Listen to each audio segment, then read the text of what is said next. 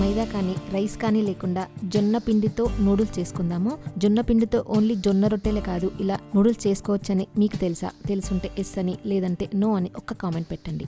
Mixing బౌల్లో ఒక cup జొన్న పిండి వేసుకుని సాల్ట్ వేసుకుని వేడి నీళ్లు పోసుకుంటూ మెత్తగా చపాతీ పిండి ముద్దలాగా కలుపుకోవాలి. నేను ఇక్కడ హోల్సమ్ ప్రీ సోక్డ్ జొన్న పిండి తీసుకున్నాను. అంటే జొన్నల్ని నానబెట్టి ఆరబెట్టి తయారు చేసిన జొన్న పిండి. మీకు కూడా మంచి క్వాలిటీ జొన్న పిండి కావాలనుకుంటే wholesameindia.com లో ఆర్డర్ పెట్టండి, లేదా ఈ వాట్సాప్ నెంబర్ కి మెసేజ్ చేయండి. పిండి సాఫ్ట్ గా తయారైన తర్వాత మురుకుల గొట్టానికి ఆయిల్ రాసుకుని పిండి ముద్ద పెట్టుకుని చిల్లుల ప్లేట్ తీసుకుని ఆయిల్ రాసుకుని మురుకుల్లాగా ఒత్తుకోవాలి. పైనుంచి కూడా కొంచెం ఆయిల్ రాసుకుని వీటిని స్టీమ్ చేసుకోవాలి. సేమ్ ఇడ్లీ లాగానే 10 నుంచి 12 నిమిషాలు ఆవిరి మీద ఉడికించుకోవాలి. స్టవ్ ఆఫ్ చేసి పూర్తిగా చల్లారనివ్వాలి.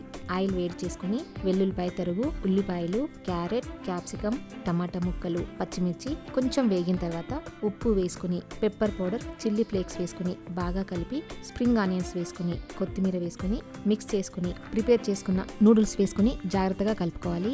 ఎక్కువ కలపొద్దు, తొందరగా విరిగిపోతాయి. పైనుంచి నిమ్మరసం చల్లుకొని తింటే సూపర్ ఉంటుంది.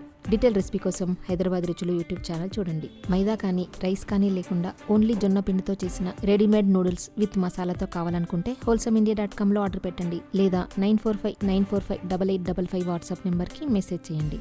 నచ్చితే లైక్ చేయండి, షేర్ చేయండి, ఫాలో అవ్వడం మర్చిపోవద్దు.